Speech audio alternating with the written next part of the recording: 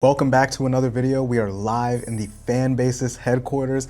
Shout out to the good people at Fanbasis for inviting me out here. Shout out to my boy Cam. As always, every week we got another banger for y'all. And if you give me 16 minutes of your day, I'm going to show you the exact step-by-step blueprint that took me from washing dishes for $12 an hour to over $30,000 a month as a high ticket closer. And this is the same process that my clients use to consistently hit their first and next 10K months, oftentimes in less than 90 days. That's not an income claim, by the way. So if you are serious about making a real living in high ticket sales and changing your financial situation in 2026, pay attention because this is going to be the most important 16 minutes of your year. Let's dive in. So the first one, as cheesy as it sounds, is developing the right mindset and acquiring the core skills. Master the fundamentals before you start getting fancy. A lot of you come into this and then you're trying to slam dunk before you even know how to do a layup. Get the basics down. Understand the 5-step sales framework like the back of your hand. Frame, problem, challenging, goals, consequence, and pitch. Like, you should be able to say these stages and the objective of those stages like the back of your hand. Understanding language patterns and knowing how to identify the limiting belief the first 10 minutes of the call. This is going to be the same limiting belief that, if not addressed, is going to hold the sale back. Once you're able to identify what the limiting belief is and learn how to read language patterns, then it's a matter of practicing ethical gaslighting to be able to help your prospects overcome those same self-sabotaging patterns. So again, it doesn't fuck the sale and it doesn't keep them being in their own way. Another thing that's really important when it comes to the fundamentals is understanding human behavior and decision-making patterns, not just sales tactics. One of the most successful business owners that I've ever worked with, who was netting $3 million a year, gave me this advice of stop being so eager to learn the next tactic and understand how people make decisions. Understand the psychology, the human needs, and know how to hit them in a call. That's gonna trump any tactic. On this same point of acquiring the core skills, investing in yourself early. And don't try to use I don't have the money as an excuse, right? I took out a $16,000 loan making $3,000 a month at 22, 23 years old. Obviously, do your due diligence and you're here watching a video like this and making sure whoever you invest in actually knows their shit, which you can definitely feel through the camera. But these kinds of videos are not enough. This is not going to cut it. Actually invest into training.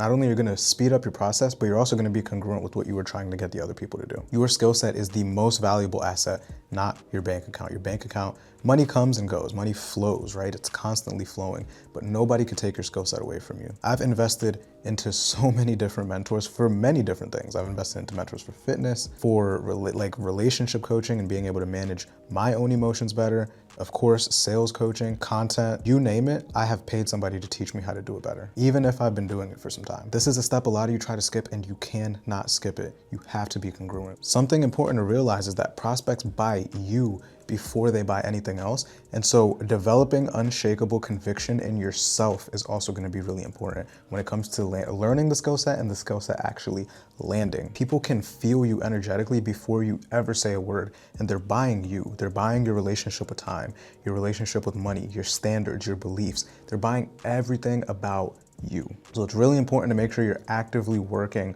on these parts of yourself, especially your relationship with money. That's gonna be really fucking key. You are not gonna be able to hold someone accountable or hold them to a high standard of being able to release money if you yourself are not doing it. So that's number one, right? Number two is finding the right offer and company. Look for offers that have a proven track record. I can make a whole video about this. I have one in the past. I can make something more detailed. If you wanna learn how to really vet offers, just comment the word offer down below so I know y'all want it. So I'm not gonna go make sure that y'all don't watch, but let me know if you wanna see that. Anyway, depending on where you are in the journey, you are either gonna go for an A+ setting role or a C- closing role. Either way, the company should at least be doing 100 to 200 minimum per month. And this is per closer. Again, I could get super detailed with this, but if the average closer is collecting less than, I'd say 80 to 100 grand, let's say they are doing 200 grand a month, but they have fucking 10 closers, right? Stay away from that company. That's not a good offer. You wanna find offers where reps are actually making a consistent 8, 15, 30K a month, so you know it's possible for you, right? You're not there to fix their business and try to prove the concept for them. Make sure the product actually delivers. Read through the testimonials, right? Ask to see student wins. You wanna make sure you're not selling for a shit company. Evaluate the compensation structure very carefully, and this one's also very important, because the company may look good on paper, but then they're fucking you in commissions. I once sold on an offer that I was getting paid 7.5%, and they would take out the fees. So After the fees, it was like 6.5%. So I was grinding my face off and barely making 10 grand a month after collecting like multiple six figures. You wanna make sure that you have a runway to make money with the type of compensation structure that's being presented in front of you. Ideally 10% on cash and then 15%, so an extra 5% on self-sets is what I've seen to be like a really good structure. I've been on companies that pay close to 20% on a tiered system. Like if you collect X amount, then the tier goes up, right? There's very creative compensation structures that are designed for you to produce. Right, that's what you want to find. You want to understand the payment terms and when you get paid. You want to ask about lead quality and find out where the leads are generated, the qualified rate of those leads, the show rate of the company. In addition to the business stuff and making sure it makes like actual business sense to work with that company and that they're ethical, you also want to work on an offer that you like have some kind of interest in. The offers I've done the best in is BizOp and life coaching.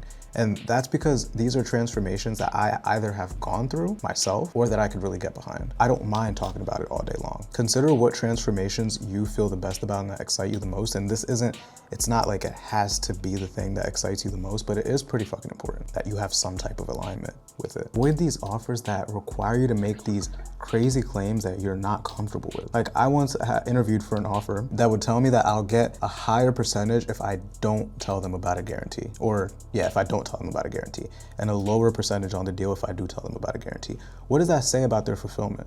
They are incentivizing me to not tell the people that there's a way for them to get their money back if they were to move forward and spend $12,000. Obviously, they're not fucking confident in their fulfillment. You don't want to work for a company like that. Like I said before, conviction is everything in sales. Now, number 3 is mastering the art of ethical persuasion. Learn to identify and challenge limiting beliefs early on. Listen for language patterns that reveal their decision-making process. Like they will tell you how they make decisions. If they haven't done it because they didn't have the money, that's the objection they're gonna give.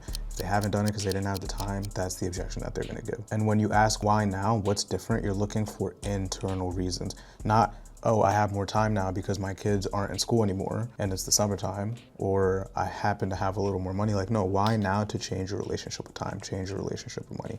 But like I said earlier, this will not land if you yourself share the same type of relationship with these resources. The 6-step process to be able to pre-handle objections before they are an objection: you identify it, plant the belief that it's not serving them, you have them justify it, ask them if they're ready to overcome it, why now, and then permission to hold them accountable. I have tons of videos doing this with real calls. You also want to develop your tonality and presence on calls. The way you say something is a lot more important than what you're saying. You can even listen in this video. I speed up at certain times, I slow it down at certain times, I inflect my voice downwards at certain times, or I speak a little higher at times. I always like to say that your sales call is supposed to feel like an emotional roller coaster for the prospect, where they're on these constant up and downs, and so your voice needs to also give that off. Practice a concerned tonality when you are talking about consequence. Use a challenging tonality when you're talking about their patterns that have kept them stuck. Master the art of strategic pausing so that the thing that you're saying can really land, that they really think about. And then you also want to record back and listen to yourself, right? And make sure that you're able to convey the emotion that you're trying to get out of the prospect. A sales call in a nutshell is you simply helping them see where they are now versus where they want to be,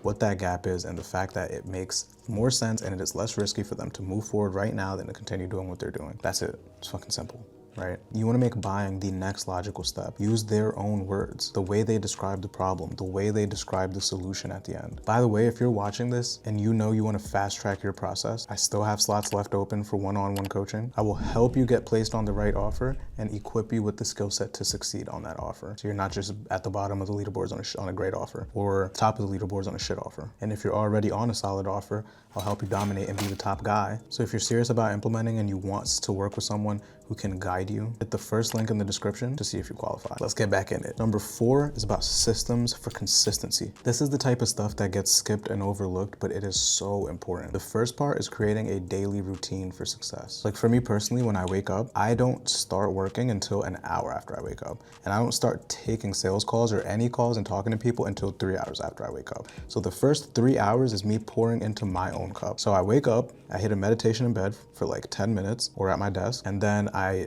have a stretching routine because I'm literally sitting down, hips are tight, back's tight, neck's tight. I'm sitting down all day, so I want to make sure I'm not tight as fuck.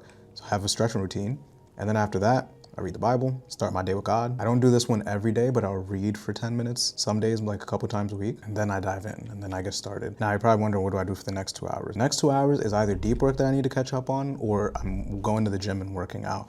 Either way, I'm pouring into my own cup before anybody else, before having sales calls, before talking to clients, before anyone else's cup is filled, I make sure mine is. That helps me show up with the best energy, and I'm able to consistently do this each and every day. There's a lot of people who depend on me to show up with the best energy that I can, and they're not gonna get it from me if I'm speaking to them at 8 in the morning. Another part to this is more so at the end of the day, is journaling daily. Getting all of your thoughts out. This is what helps you manage your emotions, right? Being able to leave it all, everything that happened for the day on the table, and actually analyzing what went well, what didn't, how do I feel, what did I avoid, did I get everything done that I want to, and actually having a self-audit of your thoughts. All of this stuff will follow you to your calls and make you perform so much better, even though it doesn't have anything to do with the skill set itself. Trust me. If you take a closer with a really good skill set and he's burned out versus a closer with a moderate skill set and his energy is maximized, this guy is gonna win every single time. Now, obviously both of them come into play, right? Your skill set being maximized and then your energy being maximized. That's how you fucking shank, but you don't want to neglect energy. Okay, so this might sound overwhelming hearing it all at once, but I'm gonna give you a timeline on how to be able to follow this and what I've seen my most successful students do, okay? So month 1 is focusing entirely on skill set and getting comfortable. Not too comfortable, but comfortable enough to run a call, okay? Expect to struggle and make mistakes. Give yourself grace. Do not expect perfection. Yes, you need to hold yourself to a high standard, but don't beat yourself up if shit isn't perfect. In these earlier stages, you want to prioritize learning over earning. The earnings will come, I promise you they will. And you want to get as much feedback as possible. And in this stage, this is why it's so important to invest into training when you're early on and you don't have a bunch of things to unlearn, a bunch of bad habits to unlearn. Because if you are going to go and role play with someone who's on the same level as you, or maybe even worse than you, then you're just going to instill bad habits without even knowing it.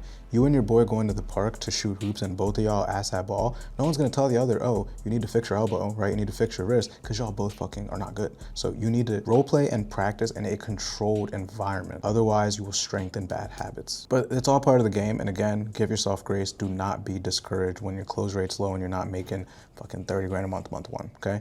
Now, month 2, you should start seeing consistent improvements. The thing you're looking for is month over month wins. Your close rate should be slightly improving. How you feel on calls should be slightly improving. Your confidence, your energy, your congruency should be improving. At this point, you're gonna begin to hit smaller monthly goals more consistently. You know how it feels to have a full day of calls now. You know how it feels to get kicked in the face and get rejected. Now, month 3 is to hit your first 10K month. Around that range, you know, obviously, again, it's important to be on a good offer. But if you're getting the support and you're not being fucking hard-headed and trying to figure it out on your own, and you're congruent, it's not unrealistic to hit your first 10K month by month 3. This is where everything starts to come together. Your conviction, right? You're not just saying words from a script, but you're actually believing and living these words. You're getting more consistent training. You see, this part right here is actually a dangerous part to be, because it sounds like you're making good money, but this is where most closers get complacent. This is where most closers think that they know everything that there is to know about sales. And this is actually a danger zone, because there's so much more than 10K a month to be made. But it's a good milestone. And again, 3 months is fairly reasonable for you to be there if you're getting the right support and guidance. I mean, Colton was stuck at 4.5 grand for over a year, because, and he doesn't mind me saying this, he was in his own way and he wasn't congruent with the words that he was saying. And our first 30 days together, he hit like just under 10, it was like 9 point something, fucking 1 month in. So I'm saying this because I know it's possible. Now, assuming you stay on the right offer, or maybe even get on better and better offers, months 4 to 6 is where it now compounds. You got the payment plans coming in, you have a bigger pipeline, your skill set's consistently improving, you're getting more and more comfortable, and then you can expect to be making 15, 20, and onwards of 30 grand a month. So there you have it, the exact blueprint that's worked for me and hundreds of my coaching clients. A proven system that of course requires work, of course requires you to show up. If you follow these steps and stay consistent, you will hit your first 10K month in 2026. We still have like 7 months. We're at the middle of the year. This is where most people start to fall off, but you're smarter than that. That's why you're here. This is where a lot of the motivation from earlier in the year starts to die down. But again, the fact that you've made it to the end of this video means that you were meant for more and you know it. So if anything I said resonated and you were not living in congruency and you're ready to get out of your own way, hit the first link in the description. I will either help you get placed on an offer and succeed on that offer and vet the offer and make sure you can actually make the money that you want to make. Or if you're already on an offer, I will help you double your commission within that first 90 days. So if that sounds like you, hit the link in the description. As always, make sure you like, comment, and subscribe. I'll see you in the next one. Peace. And once again, thank you to the boys at Fanbasis.